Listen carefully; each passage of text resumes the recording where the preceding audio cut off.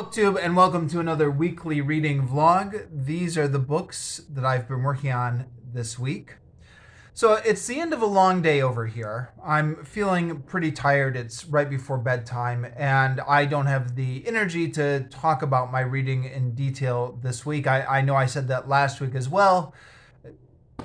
You know, it's one of those times of year. I'm just busy and tired. So I'm going to do my best to just talk through everything very quickly, not go into in detail about anything and not ramble. Keywords being do my best, because I say this every week. I said it last week, and then I still end up talking for 20 or 30 minutes each time. But we'll see how it goes. Let's see if I can move through this quickly. So the bulk of my reading for this week is Dracula. I'm still trying to get this finished before Halloween, so I'm prioritizing this. I read 110 pages this week, from page 240 to 350, and I am so close to being done with it. You can see my bookmark right here. I only have one chapter and 15 pages left to go, so I expect to finish this within the next couple days. And then whenever I finish it, I'll do my review of it. Should be sometime this week. Hopefully I won't be tired when I film my review of it, but you never know. My new rule, new as of this past year, is just film the review as soon as you can, even if you're tired, because just get it off my backlog and move on to the next book is my goal for this year. But anyways, the pages I read for today, I'll talk more about everything when I give my full review of Dracula. But the 110 pages I read for this week had some exciting moments in them, but they also seem to have a lot of padding or like needless detail. They're hunting down Dracula. First, they're hunting him down in London by going to all his residences. Then, as Dracula escapes, they're hunting him across Europe and back to his home in Transylvania. And there is just a lot of needless detail of stuff mixed in here.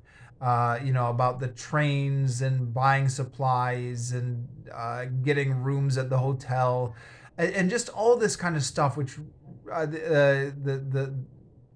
getting the boats, all this kind of stuff, which really slows the reading down here and can make it feel like kind of a slog, which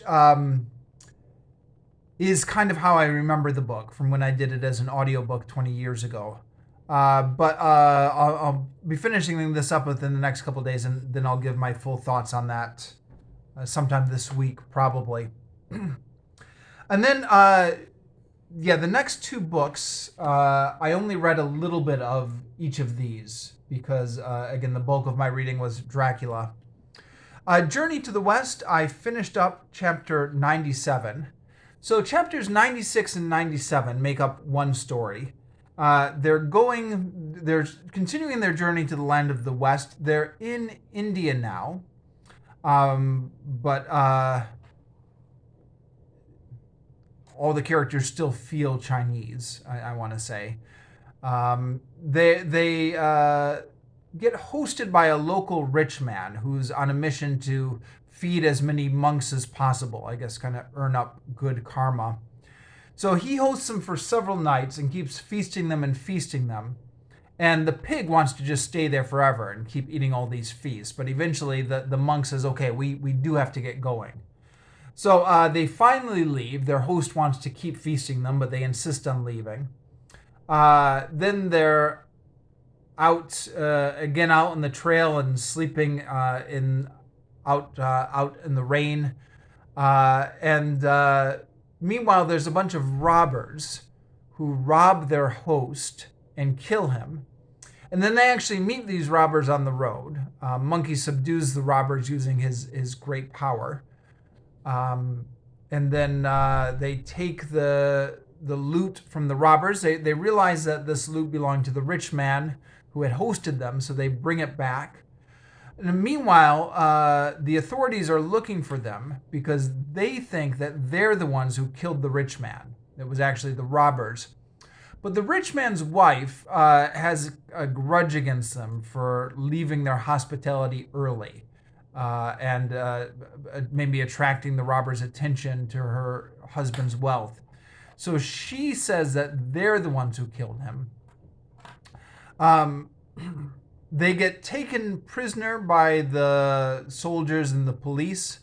Monkey, of course, has the power to completely obliterate everyone. He's like this ultra superpowered god.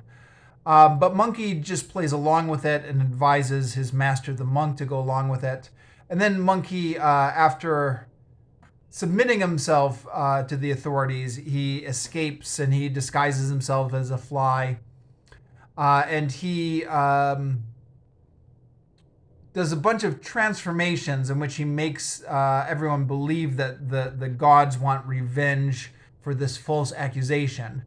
And finally ends up going down into the land of the dead himself to get the rich man back out of the land of the dead, which is not the first time in this book a character's been resurrected from the land of the dead. I begin to lose track over such a long book, right? I think it happened at least twice before. Or maybe 3 times before, now that I think about it. So this is clearly established as something that can happen within this world.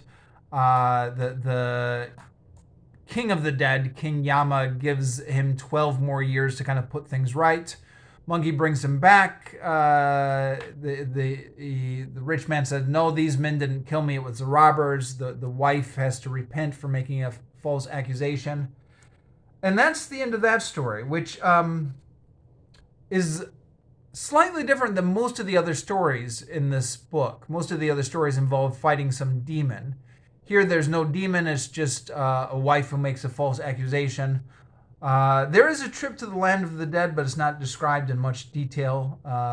Previous trips to the land of the dead are described in much more detail in this book.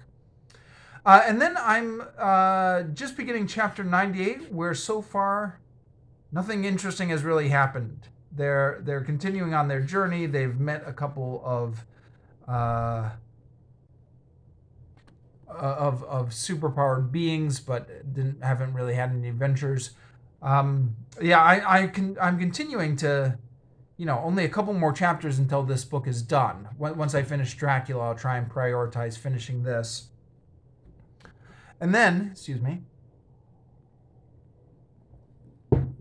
the third book in the Thomas Cromwell trilogy, The Mirror and the Light. I read, how many pages did I read? From 142 to 180, so almost 40 pages. In those 40 pages, there's a new scandal that's come up. The Henry VIII's niece, his sister's daughter, is in a scandal where she's in a secret marriage to the Duke of Norfolk's younger brother. And Thomas Cromwell uncovers it with the help of Thomas Risley. Now, this is interesting because I was not expecting this, and I thought I knew kind of all the major scandals that were through this in the Tudor era. I looked it up on Wikipedia, and sure enough, it's all historical. There really was this scandal, and they really did get sent to the Tower for it, etc. I don't remember if this was portrayed on the Tudors TV show, which I did actually watch the whole thing at one point about 10 years ago. If it was on the TV show, I forgot it. So that's an interesting little historical fact I'm learning through this book and with Wikipedia as well. And then last, the comic books, The Incredible Hulk, Crossroads. So in this collection, The Incredible Hulk has been banished by Doctor Strange to this Crossroads in kind of a multiverse where he can pick many different worlds to go into. And he goes into a world where he encounters a friend, and then the friend gets killed. It's actually a little bit boring. That not much happens here. But then, there's an interesting little part about Doctor Strange before the Senate committee explaining what he did. I'm not sure that the politics in these comic books is entirely consistent, but it's interesting to imagine how the senators would react to a world of superheroes where the United States government is almost irrelevant because of how superpowered these heroes are. And then there's a group called UFOs, which I'm not familiar with, but they're comic book supervillains who get, by some sort of mistake, end up banishing themselves to the Crossroads with the Hulk. So not a universe, but the crossroads of universes. They find themselves here, and then they fight the Hulk. The fight actually goes on for several panels. It's the kind of thing that if I was, still 7 years old, I would have really loved. I mean, I remember when I was a kid reading comics and just going back and analyzing those fight scenes over and over again, going panel by panel. But alas, as an adult, it's lost some of its fascination for me.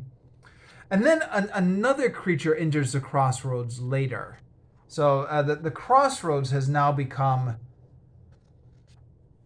the area where Hulk fights supervillains. Now, this creature, unless I missed something, it's not even explained. He just emerges into the Crossroads. Hulk fights him. Then he dissipates into several different universes. And then these new creatures arrive in the Crossroads. And that's, you can see my bookmark here. That's as far as I've gotten. So that's my reading for this week. How am I doing on time? About 12 minutes. It's not bad for me. And like I said, I'm going to try and keep things short, so I'm going to stop here.